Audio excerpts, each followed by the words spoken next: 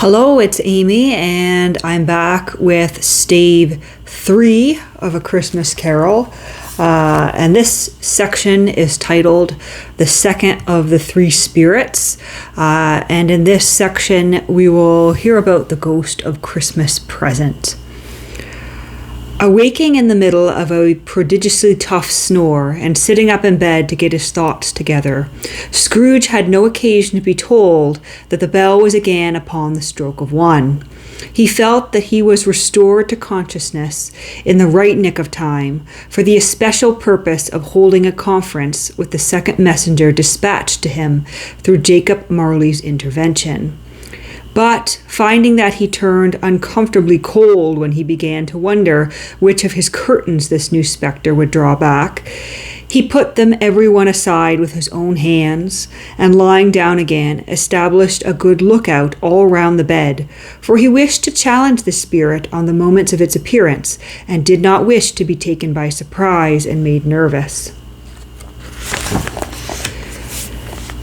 Gentlemen of the free and easy sort, who plume themselves on being acquainted with a move or two, and being usually equal to the time of day, express the wide range of their capacity for adventure by observing that they are good for anything from pitch and toss to manslaughter, between which opposite extremes, no doubt, there lies a tolerably wide and comprehensive range of subjects.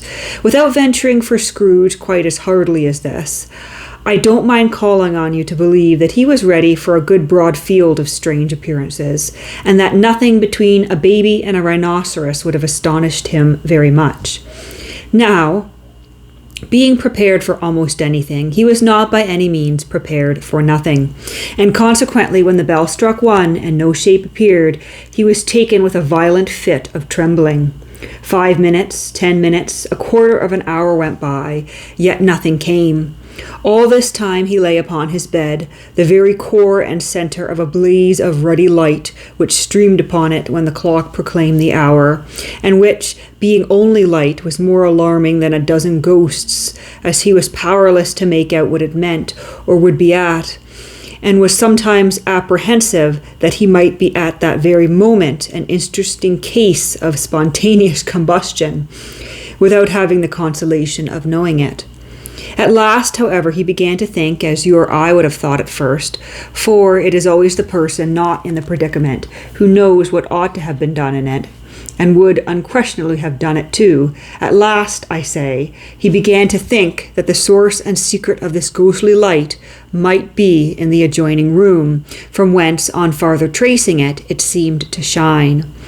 This idea taking full possession of his mind, he got up softly and shuffled in his slippers to the door.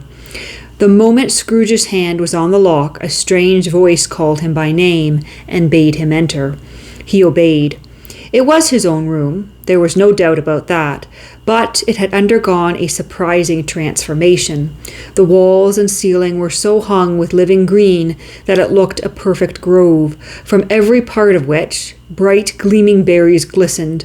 The crisp leaves of holly, mistletoe, and ivy reflected back the light, as if so many little mirrors had been scattered there. And such a mighty blaze went roaring up the chimney as that dull petrification of a hearth had never known in Scrooge's time, or Marley's, or for many and many a winter season gone. Heaped up on the floor to form a kind of throne were turkeys, geese, game, poultry, brawn, great joints of meat, sucking pigs, lone wreaths of sausages, mince pies, plum puddings, barrels of oysters, red-hot chestnuts, cherry-checked pies, juicy oranges, luscious pears, immense twelfth cakes, and seething bowls of punch that made the chamber dim with their delicious steam. In easy state upon this couch there sat a jolly giant, glorious to see, who bore a glowing torch in shape not unlike Plenty's horn, and held it up, high up, to shed its light on Scrooge as he came peeping round the door. "Come in," exclaimed the ghost. "Come in and know me better, man." Scrooge entered timidly and hung his head before this spirit. He was not the dogged Scrooge he had been, and though the spirit's eyes were clear and kind, he did not like to meet them. "I am the ghost of Christmas present," said the spirit. "Look upon me." Scrooge reverently did so, It was clothed in one simple, deep green robe or mantle, bordered with white fur.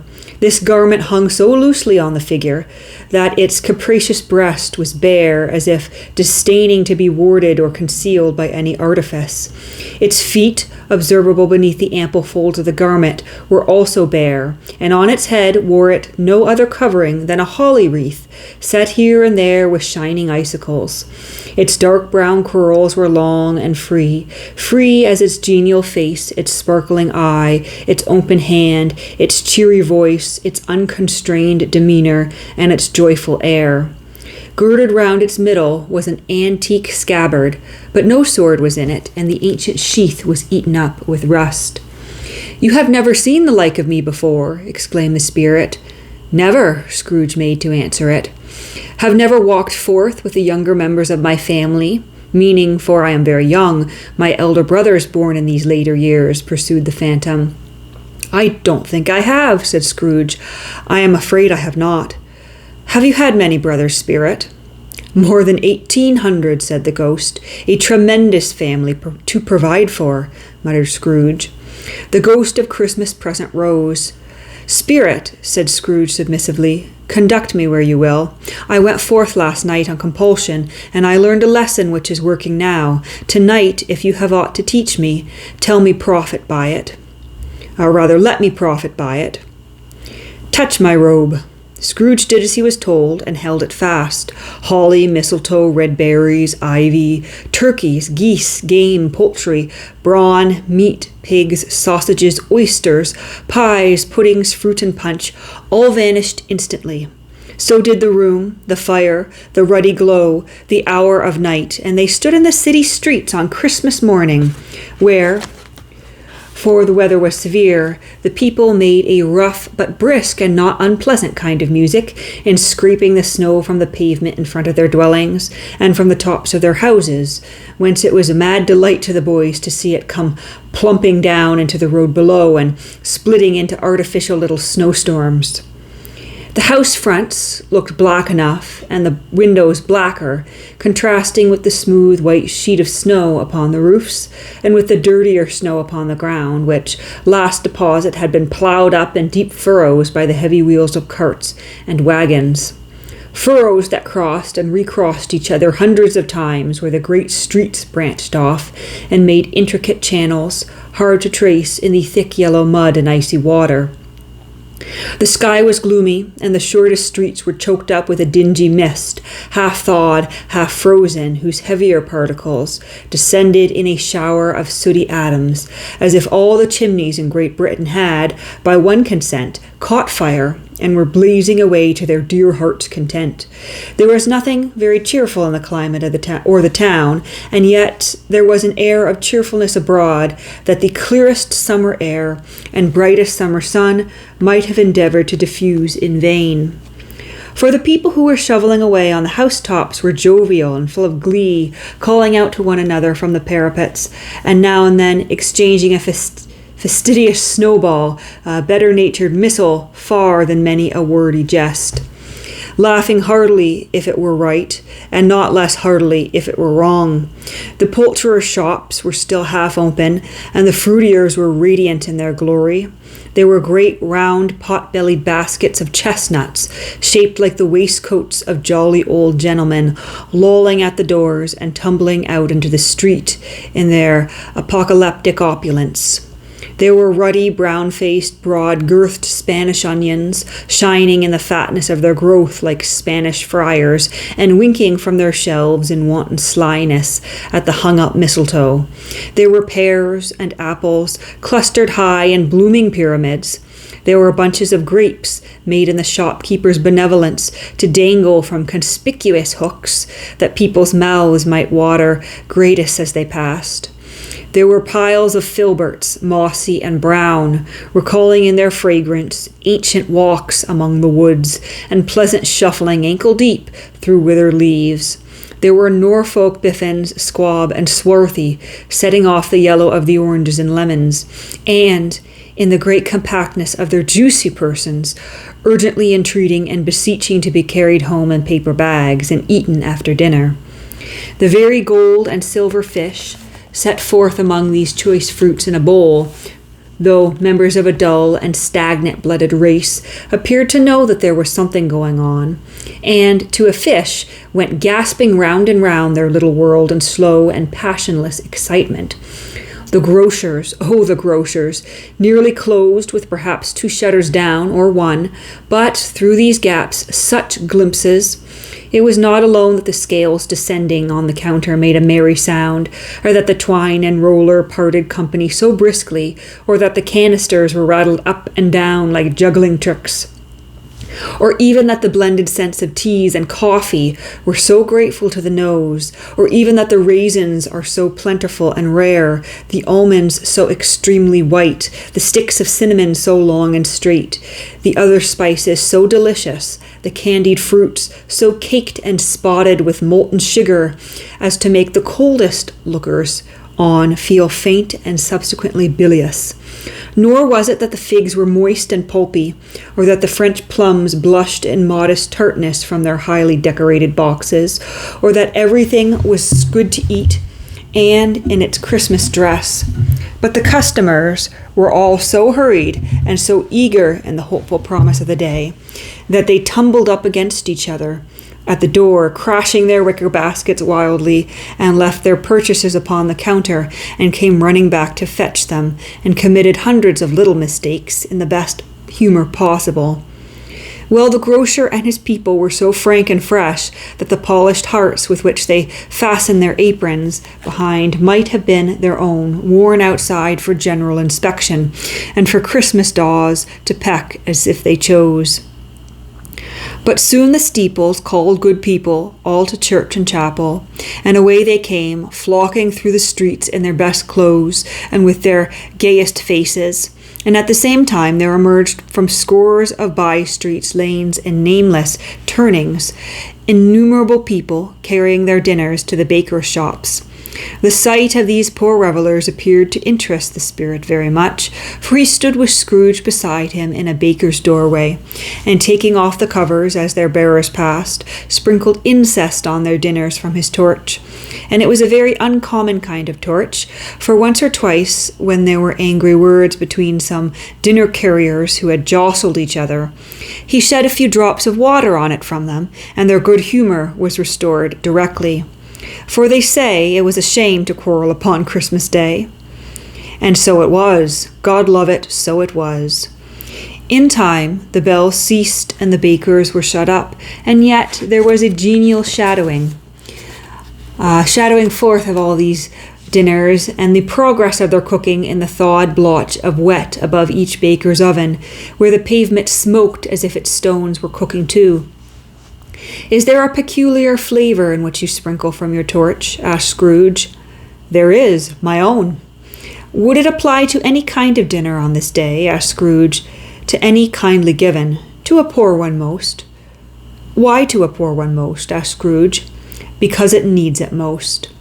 "Spirit," said Scrooge after a moment's thought, "I wonder you, of all the beings in the many worlds about us, should desire to cramp these people's opportunities of innocent enjoyment." "I," cried the spirit, "you would deprive them of their means of dining every 7th day, often the only day on which they can be said to dine at all," said Scrooge. "Wouldn't you?" "I," cried the spirit, "you seek to close these places on the 7th day," said Scrooge. "And it comes to the same thing." "I seek?" exclaimed the spirit. "Forgive me if I am wrong. It has been done in your name, or at least in that of your family," said Scrooge. "There are some upon this earth of yours," returned the spirit, "who lay claim to know us, and who do their deeds of passion, pride, ill will, hatred, envy, bigotry, and selfishness in our name, who are as strange to us and all our kith and kin as if they had never lived. Remember that, and charge their doings on themselves, not us." Scrooge promised that he would, and they went on, invisible as they had been before, into the suburbs of the town. It was a remarkable quality of the ghost, which Scrooge had observed at the baker's, that notwithstanding his gigantic size, he could accommodate himself to any place with ease, and that he stood beneath a low roof quite as gracefully and like a supernatural creature as it was possible he could have done in any lofty hall. And perhaps it was the pleasure the good spirit had in showing off this power of his, or else it was his own kind, generous, hearty nature, and his sympathy with all poor men, that led him straight to Scrooge's clerks. For there he went, and took Scrooge with him, holding to his robe, and on the threshold of the door the spirit smiled, and stopped to bless Bob Cratchit's dwelling with the sprinklings of his torch. Think of that! Bob had but 15, Bob a week himself, he pocketed on Saturdays, but 15 copies of his Christian name, and yet the ghost of Christmas present blessed his 4-roomed house.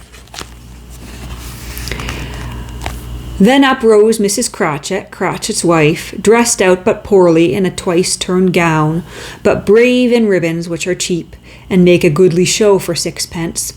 And she laid the cloth, assisted by Belinda Cratchit, second of her daughters, also brave in ribbons, while Master Peter Cratchit plunged a fork into the saucepan of potatoes, and getting the corners of his monstrous shirt collar, Bob's private property conferred upon his son in air and honour of the day, into his mouth, rejoiced to find himself so gallantly attired, and yearned to show his linen in the fashionable parks.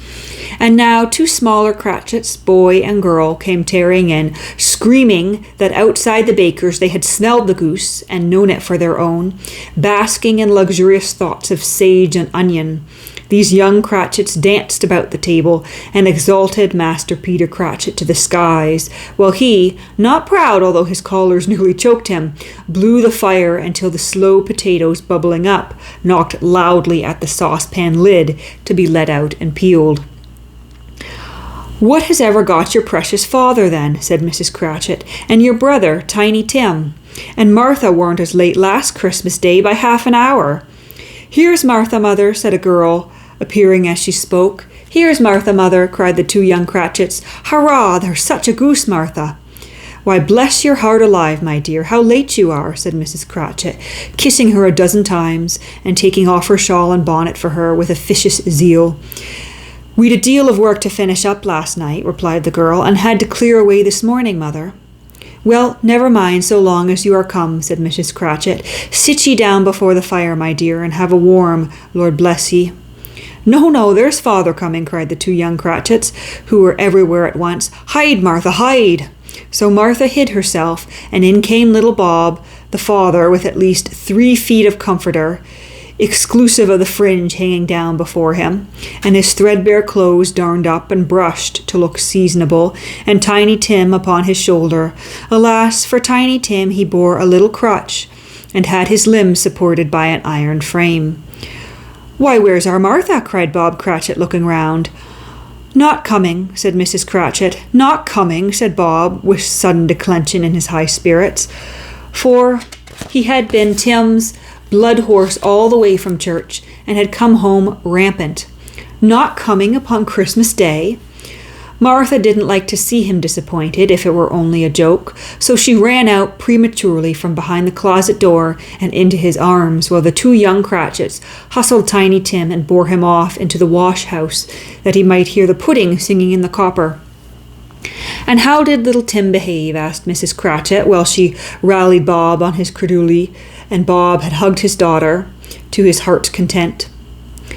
"As good as gold," said Bob, "and better. Somehow he gets thoughtful, sitting by himself, and thinks the strangest things you ever heard. He told me, coming home, that he hoped the people saw him in the church, because he was a cripple, and it might be pleasant to them to remember upon Christmas Day who made lame beggars walk and blind men see." Bob's voice was tremulous when he told them this, and trembled more when he said that Tiny Tim was growing strong and hardy. His active little crutch was heard upon the floor, and back came Tiny Tim before another word was spoken, escorted by his brother and sister to his stool beside the fire, and while Bob, turning up his cuffs, as if, poor fellow, they were capable of being made more shabby, compounded some hot mixture in a jug with gin and lemons, and stirred it round, and put it on the hob to simmer. Master Peter and the two ubiquitous young Cratchits went to fetch the goose, with which they soon returned in high procession. Such a bustle ensued that you might have thought a goose the rarest of all birds, a feathered phenomenon to which a black swan was a matter of course, and in truth it was something very like that in that house. Mrs. Cratchit made the gravy, ready beforehand in a little saucepan, hissing hot. Master Peter mashed the potatoes with incredible vigor. Miss Belinda sweetened up the applesauce. Martha dusted the hot plates. Bob took Tiny Tim beside him in a tiny corner at the table. And the two young Cratchits set chairs for everybody, not forgetting themselves, and, mounting guards upon their post, crammed spoons into their mouths, lest they should shriek for goose before their turn came to be helped. At last the dishes were set on, and grace was said. It was succeeded by a breathless pause, as Mrs. Cratchit, looking slowly all around along the carving knife, prepared to plunge it in the breast.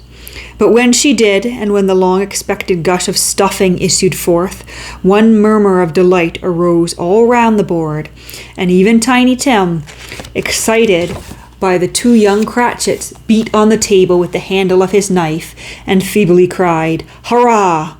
There never was such a goose." Bob said he didn't believe there ever was such a goose cooked. Its tenderness and flavour, size and cheapness were the themes of universal admiration. Eked out by applesauce and mashed potatoes, it was a sufficient dinner for the whole family. Indeed, as Mrs. Cratchit said with great delight, surveying one small atom of a bone upon the dish, they hadn't ate it all at last. Yet everyone had had enough, and the youngest Cratchits in particular were steeped in sage and onion to the eyebrows. But now, the plates being changed by Miss Belinda, Mrs. Cratchit left the room alone, too nervous to bear witnesses, to take the pudding up and bring it in. Suppose it should not be done enough. Suppose it should break in turning out. Suppose somebody should have got over the wall of the backyard and stolen it while they were merry with the goose, a supposition at which the two young Cratchits became livid.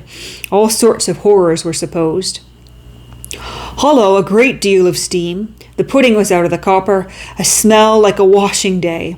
That was the cloth, a smell like an eating house and a pastry cook's next door to each other, with a laundress's next door to that. That was the pudding.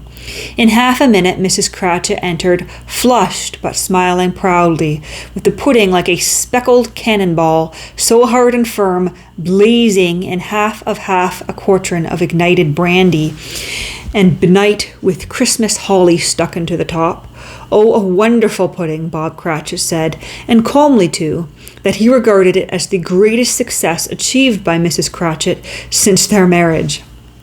And I'm just going to pause to show you the cover of this book, because you will see there, let's see if I can get it out of the shadows, you will see there is their blazing Christmas pudding illustrated on the front cover. Mrs. Cratchit said that now the weight was off her mind. She would confess that she had had her doubts about the quantity of the flour. Everybody had something to say about it, but nobody said or thought it was at all a small pudding for a large family. It would have been flat heresy to do so. Any Cratchit would have blushed to hint at such a thing. At last the dinner was done, the cloth was cleared, the hearth swept, and the fire made up. The compound in the jug being tasted and considered perfect, apples and oranges were put upon the table, and a shovelful of chestnuts on the fire. Then all the Cratchit family drew round the hearth in what Bob Cratchit called a circle, meaning half a one, and at Bob Cratchit's elbow stood the family display of glass, 2 tumblers, and a custard cup without a handle. These held the hot stuffs from the jug, however, as well as golden goblets would have done. And Bob served it out with beaming looks, while the chestnuts on the fire sputtered and cracked noisily. Then Bob proposed, "A Merry Christmas to all of us, my dears. God bless us all," which all the family re-echoed. "God bless us, every one," said Tiny Tim, the last of all. He sat very close to his father's side upon his little stool. Bob held his withered little hand in his as if he loved the child and wished to keep him by his side and dreaded that he might be taken from him. "Spirit," said Scrooge with an interest he had never felt before, "tell me if Tiny Tim will live." "I see a vacant seat," replied the ghost, "in the poor chimney corner, and a crutch without an owner, carefully preserved. If these shadows remain unaltered by the future, the child will die." "No, no," said Scrooge. "Oh, no, kind spirit. Say he will be spared." "If these shadows remain unaltered by the future, none other of my race," returned the ghost, "will find him here." "What then?" "If he be like to die, he had better do it, and decrease the surplus population." Scrooge hung his head to hear his own words quoted by the spirit, and was overcome with penitence and grief. "Man," said the ghost, "if man you be in heart, not adamant, forbear that wicked cant until you have discovered what the surplus is, and where it is. Will you decide what men shall live, what men shall die? It may be that in the sight of heaven you are more worthless and less fit to live than millions like this poor man's child. O God, to hear the insect on the leaf pronouncing on the too much life among his hungry brothers in the dust." Scrooge bent before the ghost's rebuke, and trembling cast his eyes upon the ground. But he raised them speedily on hearing his own name. "Mr. Scrooge," said Bob, "I'll give you Mr. Scrooge, the founder of the feast." "The founder of the feast, indeed," cried Mrs. Cratchit, reddening. "I wish I had him here. I'd give him a piece of my mind to feast upon, and I hope he'd have a good appetite for it." "My dear," said Bob, "the children, Christmas Day."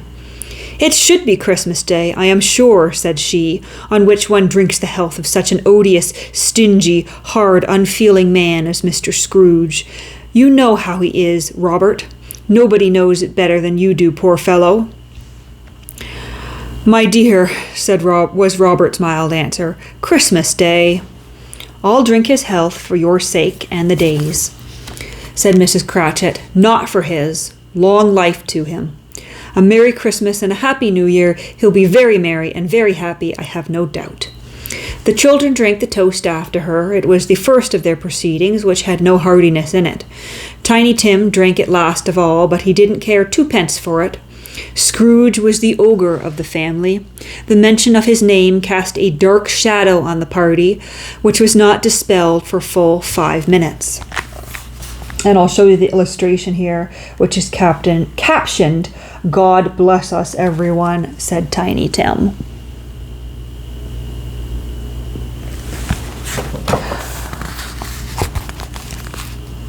After it had passed away, they were 10 times merrier than before, from the mere relief of Scrooge the baleful being done with.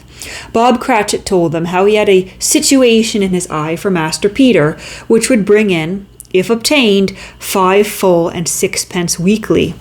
The 2 young Cratchits laughed tremendously at the idea of Peter being a man of business, and Peter himself looked thoughtfully at the fire from between his collars, as if he were deliberating what particular investments he should favour when he came into the receipt of that bewildering income.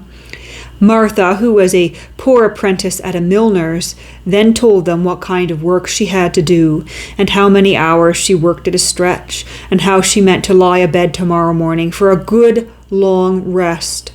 Tomorrow being a holiday she passed at home. Also, how she had seen a countess and a lord some days before, and how the lord was much about as tall as Peter, at which Peter pulled up his collar so high that you couldn't have seen his head if you had been there. All this time the chestnuts in the jug went round, and by they had a song about a lost child travelling in the snow from Tiny Tim, who had a plaintive little voice, and sang it very well indeed. There was nothing of high mark in this. They were not a handsome family. They were not well dressed. Their shoes were far from being waterproof. Their clothes were scanty. And Peter might have known, and very likely did, the inside of a pawnbroker's. But they were happy, grateful, pleased with one another, and contented with the time. And when they faded and looked happier yet in the bright sprinklings of the spirit's torch at parting, Scrooge had his eye upon them, and especially on Tiny Tim, until the last. By this time it was getting dark and snowing pretty heavily, and as Scrooge and the spirit went along the streets, the brightness of the roaring fires in kitchens, parlors, and all sorts of rooms was wonderful. Here the flickering of the blaze showed preparations for a cozy dinner, with hot plates baking through and through before the fire, and deep red curtains ready to be drawn to shut out cold and darkness. There all the children of the house were running out into the snow to meet their married sisters, brothers, cousins, uncles, and aunts, and be the first to greet them. Here again were shadows on the window blind of guests assembling, and there a group of handsome girls, all hooded and fur-booted, and all chattering at once, tripping lightly off to some near neighbour's house, where, woe upon the single man who saw them enter, artful witches, well, they knew it in a glow. But if you had judged from the numbers of people on their way to friendly gatherings, you might have thought that no one was at home to give them welcome. When they got there, instead of every house expecting company and piling up its fires half chimney high, blessings on it, how the ghost exulted, how it bared its breadth of breast, and opened its capricious palm, and floated on, outpouring with a generous hand its bright and harmless mirth on everything within its reach. The very lamplighter who ran on before, dotting the dusky street with specks of light, and who was dressed to spend the evening somewhere, laughed out loud as the spirit passed, though little kenned the lamplighter that he had any company but Christmas. And now, without a word of warning from the ghost, they stood upon a bleak and desert moor, where monstrous masses of rude stone were cast, as though it were the burial place of giants, and water spread itself wheresoever it listed or would have done so, but for the first frost that held it prisoner, and nothing grew but moss and furze and coarse rank grass. Down in the west the setting sun had left a streak of fiery red, which glared upon the desolation for an instant like a sullen eye, and frowning lower, lower, lower yet, was lost in the thick gloom of darkest night. "What place is this?" asked Scrooge. "A place where miners live, who labor in the bowels of the earth," returned the spirit. "But they know me. See." A light shone from the window of a hut, and swiftly they advanced towards it. Passing through the wall of mud and stone, they found a cheerful company assembled round a glowing fire. An old man and woman with their children and their children's children, and another generation beyond that, all decked out gaily in their holiday attire. The old man, in a voice that seldom rose above the howling of the wind upon the barren waste, was singing them a Christmas song.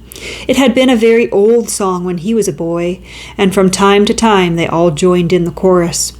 So surely as they raised their voices, the old man got quite blithe and loud, and so surely as they stopped, his vigour sank again. The spirit did not tarry here, but bade Scrooge hold his robe, and passing on above the moor, sped whither? Not to sea, to sea. To Scrooge's horror, looking back, he saw the last of the land, a frightful range of rocks behind them, and his ears were deafened by the thundering of water, as it rolled and roared and raged among the dreadful caverns it had worn, and fiercely tried to undermine the earth. Built upon a dismal reef of sunken rock, some league or so from shore, and on which the waters chafed and dashed, the wild year through there stood a solitary lighthouse. Great heaps of seaweed clung to its base, and storm birds, born of the wind one might suppose, as seaweed of the water, rose and fell about it like the waves they skimmed. But here, even here, two men who watched the light had made a fire, that through the loophole in the thick stone wall shed out a ray of brightness on the awful sea. Joining their horny hands over the rough table at which they sat, they wished each other Merry Christmas in their can of grog, and one of them, the elder, too, with his face all damaged and scarred with hard weather, as the figurehead of an old ship might be, struck up a sturdy song that was like a gale in of itself. Again the ghost sped on, above the black and heaving sea, on and on, until far away, as he told Scrooge, from any shore they lighted on a ship. They stood beside the helmsman at the wheel, the lookout in the bow, the officers who had the watch, dark, ghostly figures in their several stations, but every man among them hummed a Christmas tune, or had a Christmas thought, or spoke below his breath to his companion of some bygone Christmas day, with homeward hopes belonging to it, and every man on board, waking or sleeping, good or bad, had had a kinder word for one another on that day than on any day in the year, and had shared to some extent in its festivities, and had remembered those he cared for at a distance, and had known that they delighted to remember him. It was a great surprise to Scrooge, while listening to the moaning of the wind, and thinking what a solemn thing it was to move on through the lonely darkness over an unknown abyss, whose depths were secrets as profound as death. It was a great surprise to Scrooge, while thus engaged, to hear a hearty laugh. It was a much greater surprise to Scrooge to recognize it at his own nephew's, and to find himself in a bright, dry, gleaming room with the Spirit standing smiling by his side, and looking at that same nephew with approving affability. "Ha, ha!" laughed Scrooge's nephew. "Ha, ha, ha! If you should happen, by any unlikely chance, to know a man more blessed in a laugh than Scrooge's nephew, all I can say is, I should like to know him too. Introduce him to me, and I'll cultivate his acquaintance. It is a fair, even-handed, noble adjustment of things, that while there is infection in disease and sorrow, there is nothing in the world so irresistibly contagious as laughter and good humor." When Scrooge's nephew laughed in this way, holding his sides, rolling his head, and twisting his face into the most extravagant contortions, Scrooge's niece by marriage laughed as heartily as he, and their assembled friends, being not a bit behind, roared out lustily. "Ha, ha, ha, ha, ha, ha!" It feels weird to read laughter. I'm sure that sounds absolutely bizarre here on the video. "He said that Christmas was a humbug, as I live," cried Scrooge's nephew. "He believed it, too." "More shame for him, Fred," said Scrooge's niece indignantly. "Bless those women. They never do anything by halves. They are always in earnest." She was very pretty, exceedingly pretty, with a dimpled, surprised-looking, capital face, a ripe little mouth that seemed made to be kissed, as no doubt it was, all kinds of good little dots about her chin that melted into one another when she laughed, and the sunniest pair of eyes you ever saw in any little creature's head. Altogether, she was what you would have called provoking, you know, but satisfactory too. Oh, perfectly satisfactory. "He's a comical old fellow," said Scrooge's nephew. "That's the truth, and not so pleasant as he might be. However, his offences carry their own punishment, and I have nothing to say against him." "I'm sure he's very rich, Fred," hinted Scrooge's niece. "At least you always tell me so." "What of that, my dear?" said Scrooge's nephew. "His wealth is of no use to him. He don't do any good with it. He don't make himself comfortable with it. He hasn't the satisfaction of thinking that he is ever going to benefit us with it."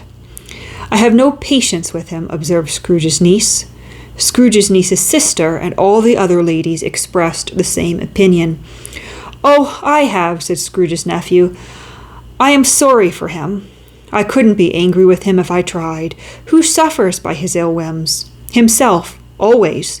Here he takes it into his head to dislike us, and he won't come and dine with us. What's the consequence? He don't lose much of a dinner." "Indeed, I think he loses a very good dinner," interrupted Scrooge's niece. Everybody else said the same, and they must be allowed to have been competent judges, because they had just had dinner, and with the dessert upon the table were clustered round the fire by lamplight. "Well, I am very glad to hear it," said Scrooge's nephew, "because I haven't any great faith in these young housekeepers." "What do you say, Topper?" Topper had clearly his eye upon one of Scrooge's niece's sisters, for he answered that a bachelor was a wretched outcast, who had no right to express an opinion on the subject, whereat Scrooge's niece's sister, the plump one with the lace tucker, not the one with the roses, blushed. "Do go on, Fred," said Scrooge's niece, clapping her hands. "He never finishes what he begins to say. He is such a ridiculous fellow."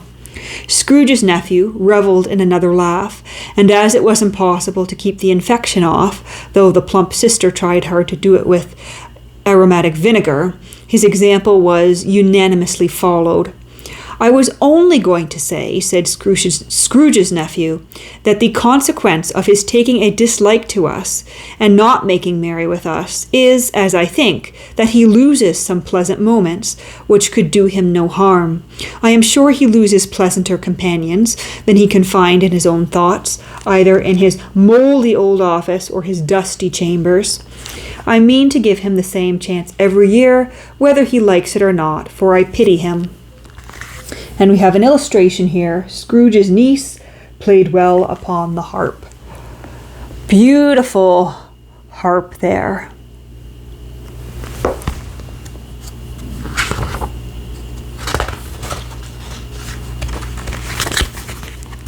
"He may rail at Christmas till he dies, but he can't help thinking better of it.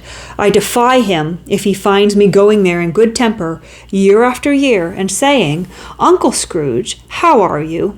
If it only puts him in the vein to leave his poor clerk £50, that's something. And I think I shook him yesterday." It was their turn to laugh now at the notion of his shaking Scrooge, but being thoroughly good-natured and not much caring what they laughed at, so that they laughed at any rate, he encouraged them in their merriment and passed the bottle joyously. After tea they had some music, for they were a musical family and knew what they were about when they sang a glee or catch, I can assure you. Especially Topper, who could growl away in the bass like a good one, and never swell the large veins in his forehead or get red in the face over it. Scrooge's niece played well upon the harp, and played among other tunes a simple little air, a mere nothing, you might learn to whistle it in 2 minutes, which had been familiar to the child who fetched Scrooge from the boarding school, as he had been reminded by the ghost of Christmas past. When this strain of music sounded, all the things that ghost had shown him came upon his mind. He softened more and more, and thought that if he could have listened to it often years ago, he might have cultivated the kindness of life for his own happiness with his own hands, without resorting to the sexton's spade that buried Jacob Marley. But they didn't devote the whole evening to music. After a while they played at forfeits, for it is good to be children sometimes, and never better than at Christmas, when its mighty founder was a child himself. Stop. There was at first glance a game of blindman's buff. Of course there was, and I no more believe Topper was really blind than I believe he had eyes in his boots. My opinion is that it was a done thing between him and Scrooge's nephew, and that the ghost of Christmas present knew it. The way he went after that plump sister in the lace tucker was an outrage on the credulity of human nature, knocking down the fire irons, tumbling over the chairs, bumping up against the piano, smothering himself among the curtains. Wherever she went, there he went. He always knew where the plump sister was. He wouldn't catch anybody else. If you had fallen up against him, as some of them did on purpose, he would have made a feint of endeavoring to seize you, which would have been an affront to your understanding, and would instantly have sidled off in the direction of the plump sister. She often cried out that it wasn't fair, and it really was not. But when at last he caught her, when in spite of all her silken rustlings and her rapid flutterings past him, he got her into a corner whence there was no escape, then his conduct was most execrable. For his pretending not to know her, his pretending that it was necessary to touch her headdress, and farther to assure himself of her identity by pressing a certain ring upon her finger and a certain chain around her neck, was vile, monstrous.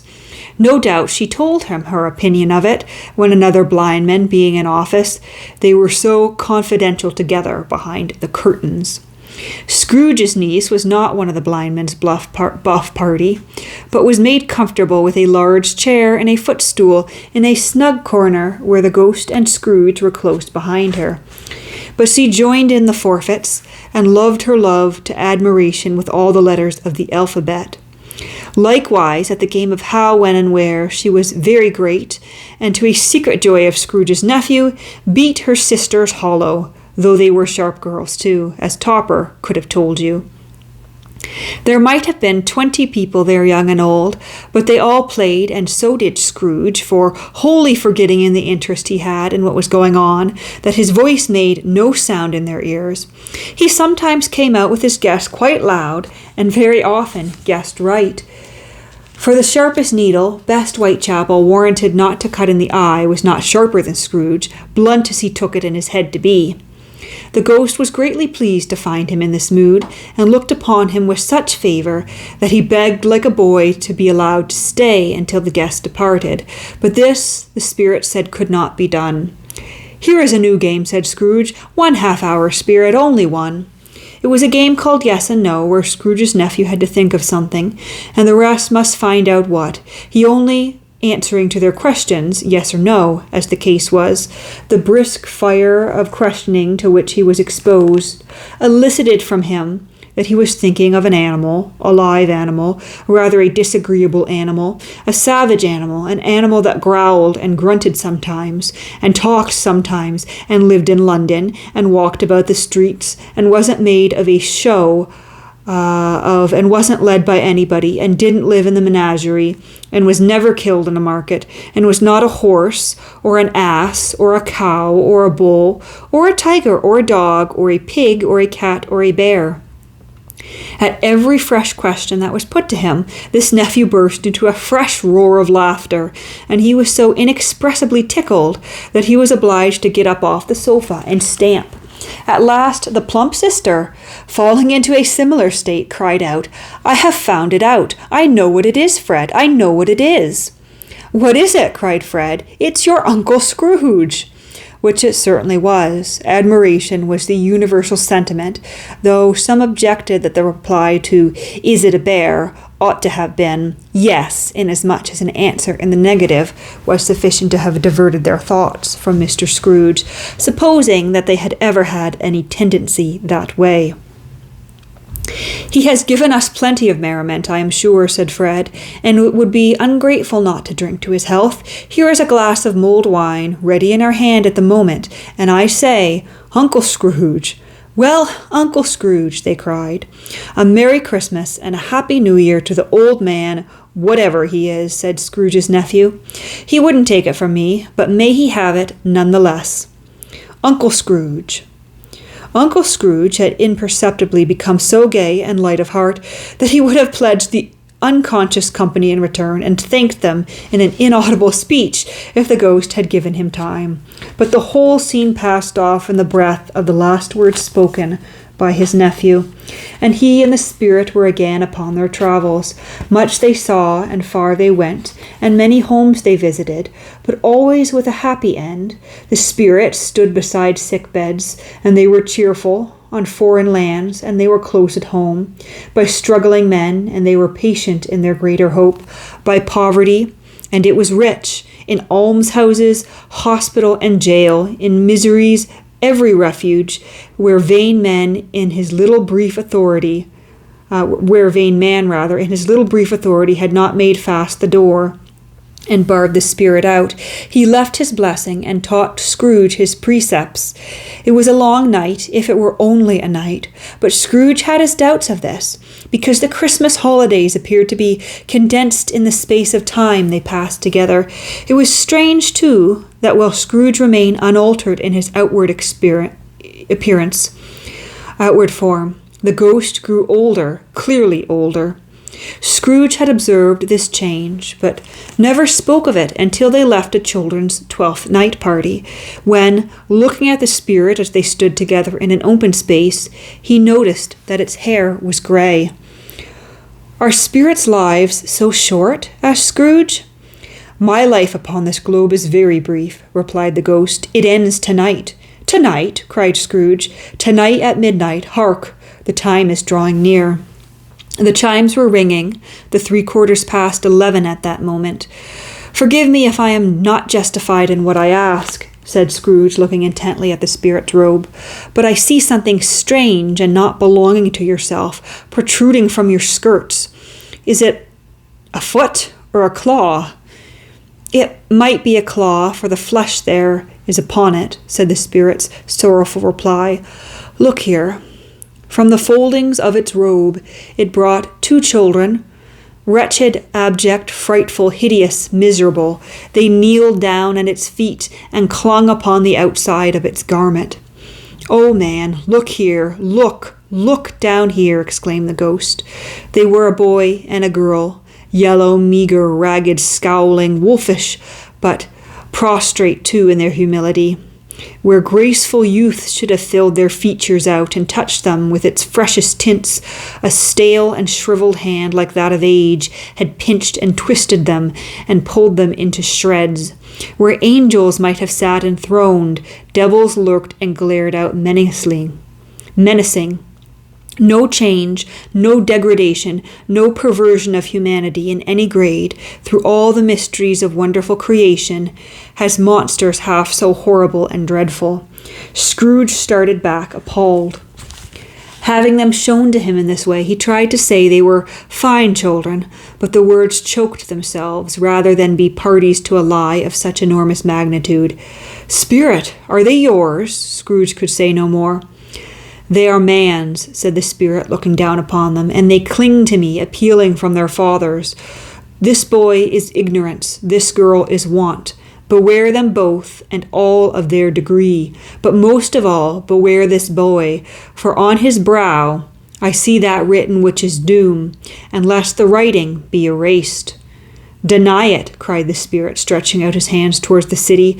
"Slander those who tell it ye. Admit it for your fastest purposes, and make it worse, and bide the end." "Have they no refuge or resource?" cried Scrooge. "Are there no prisons?" said the spirit, turning on him for the last time with his own words. "Are there no workhouses?" The bell struck 12. Scrooge looked about for the ghost, and saw it not. As the last stroke ceased to vibrate, he remembered the prediction of old Jacob Marley, and lifting his eyes, beheld a solemn phantom, draped and hooded, coming like a mist along the ground towards him. And I'll just show you this illustration. It says, "Here's the turkey. Hello, Wop. How are you? Merry Christmas." Or whoop, whoop, Merry Christmas. A couple of people in the street with a turkey. And that is the end of Stave 3. And on Sunday, I will post Stave 4, which is titled The Last of the Spirits, which is the ghost of Christmas to come, or Christmas future. And Scrooge's final chance at redemption here. And so there we are for today. I hope you enjoyed Stave 3 and the Ghost of Christmas Present. I have to admit, of all the ghosts, I always enjoy reading the Ghost of Christmas Present the most. It's just such a abundant and vivid depiction of a Christmas day with all its festivities and all the delicious sounding food. But we'll leave it at that for today.